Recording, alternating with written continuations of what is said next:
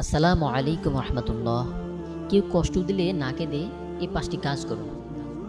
জীবনে চলার পথে মানুষ অনেকের সাথে বন্ধুত্ব করে ফেলে, সম্পর্কে জড়িয়ে পড়ে। হঠাৎ সে বন্ধুত্ব বা সম্পর্কে নষ্ট হলে মানুষ ভেঙে পড়ে, কষ্টের শিকার হয়ে তাদের দুঃখের সীমা থাকে না। তাছাড়া বিভিন্নভাবে মানুষ কষ্টের সম্মুখীন হতে পারে। এই অবস্থায় মানুষ কষ্ট দূর করার জন্য বিভিন্ন রাস্তা খোঁজে। আবার অনেকে দেখবেন যখন কষ্ট থাকে সে অতিরিক্ত কথা বলে নিজের মনকে হালকা করার জন্য। প্রিয় ভিউয়ার, আজকে আমাদের 5টি কৌশল বা পদ্ধতি আপনাদের সাথে শেয়ার করব, যেগুলি অ্যাপ্লাই করার মাধ্যমে মনের কষ্ট দূর করা খুব সম্ভব। তো চলুন জেনে নেই, কেউ যদি কষ্ট দেয়, আপনাকে আঘাত দেয়, তাহলে 5টি কাজ করুন, মনের কষ্ট হালকা হবে ইনশাআল্লাহ।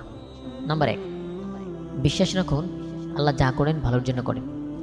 কেউ যদি আপনার মূল্য না বুঝে, আপনাকে চিনতে না পারে, আপনাকে মূল্যায়ন না করে আপনার সঙ্গে বন্ধুত্ব নষ্ট করে, আপনার সাথে সম্পর্ক ভেঙে সে যদি সুখে থাকতে পারে, তাহলে আপনি কেন তার জন্য কষ্ট পাবেন? একটা কথা মাথায় রাখুন, আল্লাহ যা করেন মঙ্গলের জন্যই করেন। হতে পারে আল্লাহ তাআলা আরও ভালো কাউকে আপনার জন্য রেখেছেন। অনেকে আবার এমন পরিস্থিতি আসলে রাগ সামলে রাখতে পারে না, গালমন্দ করে থাকেন, যা কোনো অবস্থায় করা যাবে না। কেননা নবী করিম সাল্লাল্লাহু আলাইহি সাল্লাম বলেছেন, মুমিন কটুভাষী, গালিবাজ এবং মন্দভাষী হতে পারে না, লানতকারী হতে পারে না এবং অশ্লীল ও অশালীন কথা বলতে পারে না। পবিত্র কোরআনে আল্লাহ তাআলা আরও বলেন, এবং অবশ্যই আমি তোমাদের পরীক্ষা করব কিছু ভয়, ক্ষুধা এবং জানমাল ফসলের ক্ষতির মাধ্যমে। তবে সুসংবাদ দাও ধৈর্যদানকারীদের। যখন তারা কোনো বিপদে পতিত হয়, তখন তারা বলে, নিশ্চয়ই আমরা আল্লাহর জন্য, এবং নিশ্চয়ই আমরা সবাই তারই নিকট ফিরে যাব। তারই যে সমস্ত লোক যাদের প্রতি আল্লাহ অফুরন্ত অনুগ্রহ ও রহমত রয়েছে, এবং তারাই সৎ পথ প্রাপ্ত। সূরা বাকারা আয়াত 55 থেকে 57।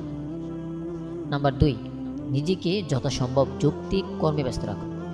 কারোর সাথে সম্পর্ক নষ্ট হলে কষ্ট তো একটু হবেই, তাই কষ্ট কম করতে নিজেকে বিভিন্ন কাজে কর্মব্যস্ত রাখুন।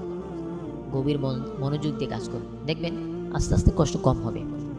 মস্তিষ্কের যত বাজে চিন্তা উদ্ভূত হয় অলসভাবে বসে থাকলে, কারণ শয়তান তখন আমাদের কানে কুমন্ত্রণা দিয়ে থাকে। কিন্তু যখন কাজের ভিতর থাকি, তখন এরকম কোনো উল্টাপাল্টা চিন্তা আসতে পারে না, কারণ কথা বলে অলস মস্তিষ্ক শয়তানের কারখানা। নাম্বার 3, বেশি বেশি আল্লাহর ইবাদত করুন। সময় মতো নামাজ আদায় করুন এবং সকাল সন্ধ্যা অনুবাদ সহ পবিত্র কোরআনে তেলাওয়াত করুন। দেখবেন মনের যন্ত্রণা কম হবে এবং মন হালকা হতে শুরু করবে, কারণ আপনার না প্রতিদিন আল্লাহর কাছে আপনার কষ্টের কথা বলবেন। নাম্বার 4, কোনো বুদ্ধিমান জ্ঞানী এবং ভালো মানুষের সাথে সময় কাটান। নিজেকে একাকিত্বে তো রাখবেন না, সবসময় ভালো মানুষের সাথে সময় কাটান। সবসময় ভালো মানুষের সাথে সময় কাটানোর চেষ্টা করবেন। তাদের কাছে এমন কিছু উপদেশ পাবেন যা আপনার জীবন থেকে দুঃখ কষ্ট দূর করতে সাহায্য করবে। আপনি ভালো থাকতে পারবেন ইনশাআল্লাহ। নাম্বার 5, পিতামাতার কথা ভাবুন। পিতামাতার চেয়ে ভালো বন্ধু আর কেউ হতে পারে না। সন্তান যেমনই হোক না কেন, পিতামাতার কাছে সবসময় সন্তান প্রিয় থাকে। তাই মনের কষ্টে মনে না রেখে পিতামাতাকে শেয়ার করুন, তাদেরকে জানান, বুঝতে দিন তারা কখনো আপনার খারাপ চাইবে না। তাদের কথা মতো চলার চেষ্টা করুন, দেখবেন সব দুঃখ কষ্ট হতাশা মুছে যাবে ইনশাল্লাহ।